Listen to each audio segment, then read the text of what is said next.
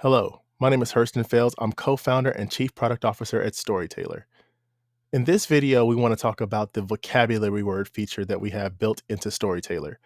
We put it into the platform because we wanted to make it easier for educators as well as parents to add additional vocabulary to the story that could be focused on in context of the whimsical and fun story that Storytailor creates. We'll take a look at that right now. We recognize that occasionally our educators will want to add in additional words contextually to the whimsical stories that get generated in Storytailor. So here what we've done is we've selected an adventure story type. We've gone ahead and used the surprise me button to generate a funny, humorous, whimsical story idea about Timmy the Terrific. I briefly went in and added some hero details. We'll talk more about what it takes to create better or more elaborate hero details in a video that follows this one.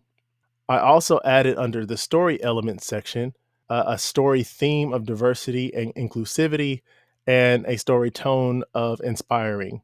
There are a multitude of other options you can select within here. We'll go over those in videos to come. I also bumped the word count up to 5 to 750 words. So we'll see what that generates. The thing that we really want to focus on is the vocabulary word section. Now you'll notice that in here, it gives you a hint on what you should actually add into this particular section. So in our case, let's say we want to add fantastic. We want to add maybe hello. Let's add in amazing. Let's add in funny. And let's add in exciting. Now, in your particular case, this might be the vocabulary words or the spelling words for the week. You can actually integrate them contextually into the story. The only thing you want to be mindful of is that every word needs to be separated with a comma and then a space that follows. After you've done that, all of those vocabulary words will be contextualized into the story once we go ahead and create it. We'll set it for the time period of the present, so we won't alter that. We'll talk again later about what it means to alter the time period, and we're just going to go ahead and bring the story to life.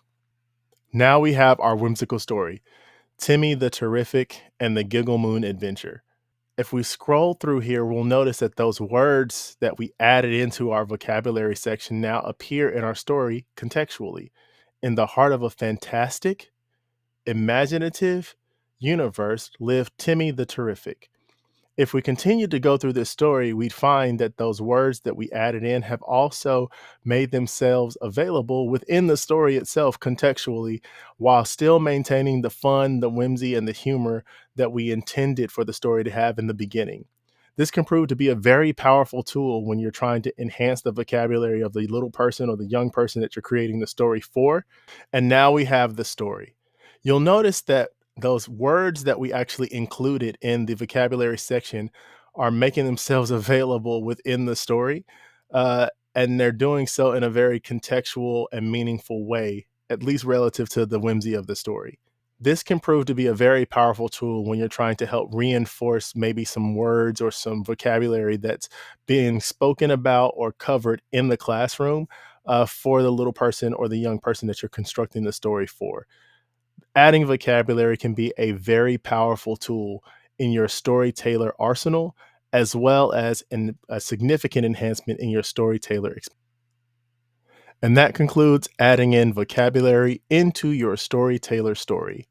We believe that this specific feature will be very helpful for any and all educators as well as parents who are trying to help the young person in their life expand their vocabulary either through words that they would prefer that they learn or words that are being taught within the classroom.